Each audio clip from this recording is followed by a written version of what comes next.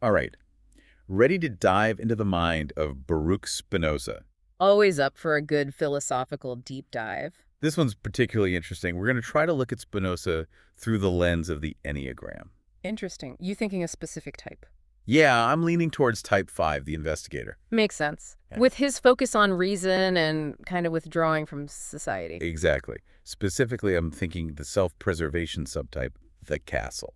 Ah, creating that safe space for intellectual exploration, huh? Yeah, like why else would someone as brilliant as Spinoza choose to be a lens grinder? Right. Instead of pursuing academia, he's all about this solitary existence, just him and his thoughts. You'd think a guy who's reshaping philosophy would want to be in the thick of debates and lectures. But nope, he builds his own little castle where he can really delve into his ideas without distractions. And that need for a controlled environment really speaks to the self-preservation 5. Yeah, they want that autonomy, that feeling of safety to just explore their thoughts without external pressure.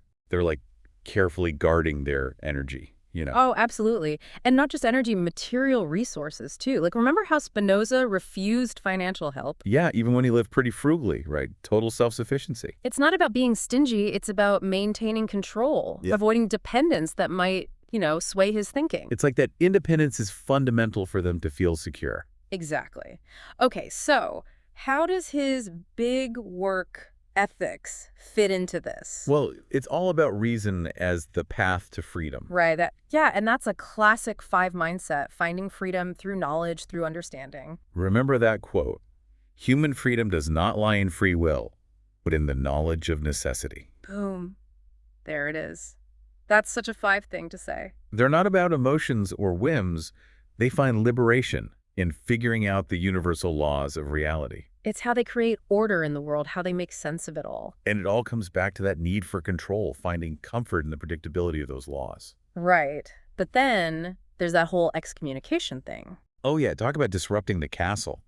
Getting kicked out of the Jewish community for challenging religious orthodoxy. That's got to be tough for anyone, but it shows how dedicated 5s are to intellectual autonomy. They will defend their right to think for themselves, even if it means facing rejection. It's like that castle isn't just physical, it's this mental and spiritual sanctuary.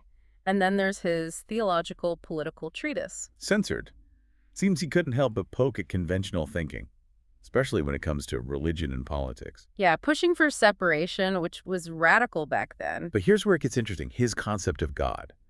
Not some supernatural dude, but a force within nature. Oh, from ethics, right. Like, God is everything and everything is God. Right. Definitely ruffled some feathers. It's like he took this intellectual, almost scientific approach to spirituality. Which again, totally tracks with the 5's need for logic and understanding. Finding the divine through reason, not blind faith. So instead of emotional religious experiences, it's about understanding the divine through the laws of the universe. Right, that connection between intellectual rigor and spiritual depth, it's pretty fascinating. And it all ties back to achieving freedom through knowledge.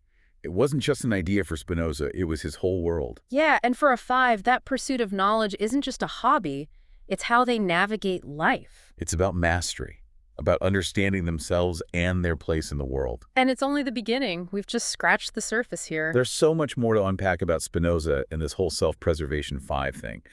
But before we move on, what stood out to you so far? Honestly, it's how Spinoza's life choices, his philosophy, and this 5 type are all so interwoven, like they're different threads of the same tapestry. Right. It's a pretty compelling picture. But there's definitely more layers to uncover in the next part of our deep dive. It's wild how Spinoza's pursuit of knowledge wasn't just like theoretical, It really played out in his daily life. Totally. Like his whole lens grinding thing, it wasn't just a job. It was like this perfect expression of his need for control and self-sufficiency. Right, that repetitive process, almost meditative, it probably gave him the headspace to really think things through. He wasn't out there chasing fame or trying to impress anyone. He was happy in his own little world. Building his castle, both literally and metaphorically. Which, speaking of, brings us to another interesting aspect of the self-preservation 5. Ooh, what's that? What some folks call schizoid tendencies. Whoa, hold on, schizoid. That sounds kind of intense. Yeah, I know the word can be a bit jarring, but in this context, it's not about a clinical diagnosis or anything. Okay, good. So what does it mean then in terms of the Enneagram? It's more about this pattern of withdrawing from the outside world to protect inner resources. So less about a disorder and more about a coping mechanism, Hmm. like a way to handle a world that can feel kind of overwhelming. Exactly. It's about setting boundaries, prioritizing solitude to maintain energy and focus. Makes sense, especially for someone like Spinoza. Yeah. His isolation wasn't just him being a recluse, it was a conscious choice to minimize distractions. Right. Emotional entanglements, social demands, all that stuff can be draining. And for a five, knowledge is their lifeblood. They got to conserve that energy for thinking. Like they're always strategizing, where do I invest my attention? Yeah, and for Spinoza, that meant minimizing social stuff and going all in on his intellectual pursuits. And the lens grinding thing, perfect example. Solitary requires focus, allows him to be productive and self-sufficient, It's almost paradoxical, right? By withdrawing from the world, he was able to engage with it on a much deeper level. which makes his excommunication even more fascinating. Yeah. I mean, getting kicked out of your community, that's got to be isolating. For sure. But for Spinoza, it might have actually reinforced his need for separation, for intellectual independence. It's like that need for independence isn't just a preference, it's a core need woven into their being. Absolutely. It makes you think about how this type approaches relationships in general, like close connections with all their emotional demands, gotta be tricky for someone so internally focused. Right. It seems like it'd be a constant struggle to balance that need for solitude with the demands of a relationship. It can be a tough balancing act. They might come across as aloof or emotionally distant. And probably very selective about who they let into their inner circle. Oh, for sure. They maintain a certain level of detachment, even in close relationships, to safeguard their energy and independence. So it's not that they're incapable of love or connection.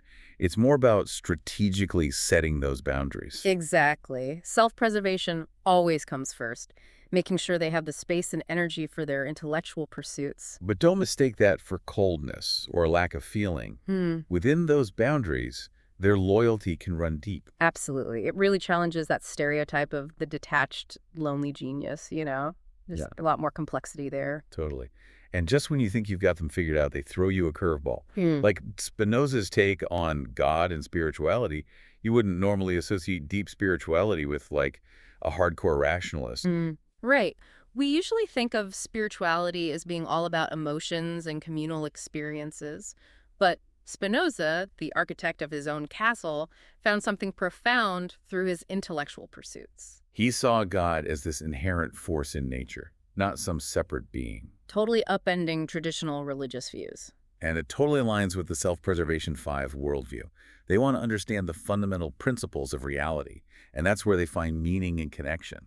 It's about going beyond conventional beliefs and finding that sense of the divine within the very fabric of existence. So for Spinoza, spirituality wasn't about blind faith. It was about using his intellect to unlock the secrets of the universe, And that intellectual pursuit was his way of connecting to something bigger than himself. which again ties back to that need for understanding and control, finding security and knowledge rather than external validation. And that quest for knowledge, it becomes a spiritual practice in itself. But it also raises some big questions, doesn't it? Oh, absolutely. Like, if true freedom lies in understanding the laws of the universe, does that leave any room for free will? Yeah, and if everything's kind of predetermined, what does that mean for morality, for holding people accountable? Those are some heavy questions. And that's what we'll be wrestling with as we dive into the final part of our exploration. Okay, so we've been looking at Spinoza through this Enneagram lens, the Self-Preservation 5.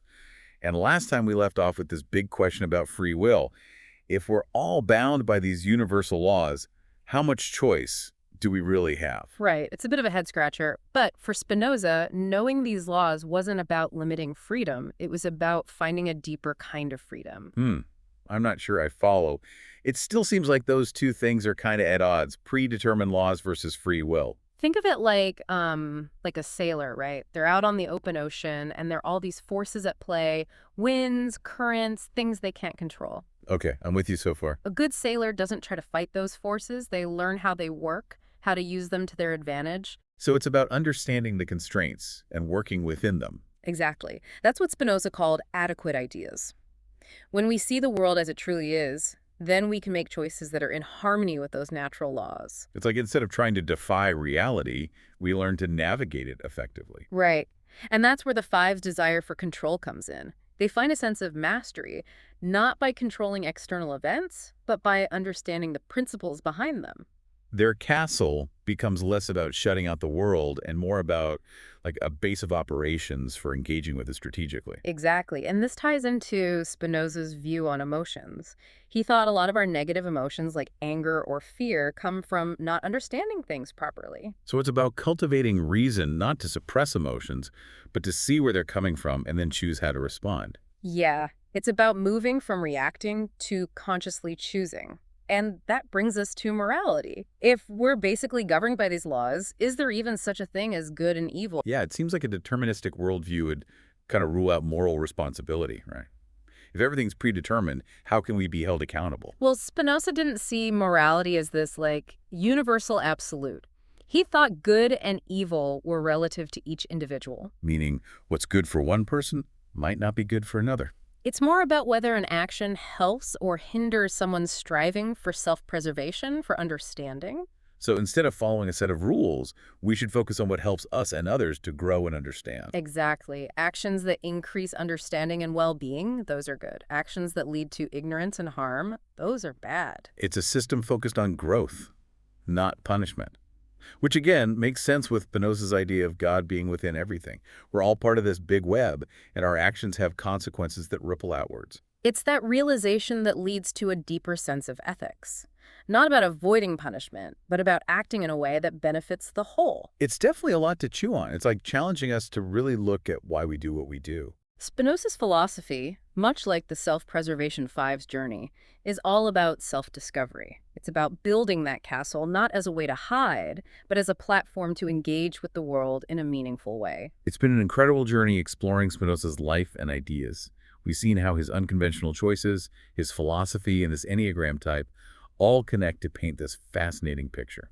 Hopefully, by looking at Spinoza's perspective, you, the listener, can find some new insights into your own search for knowledge, freedom, and meaning. Spinoza's work is a real call to action.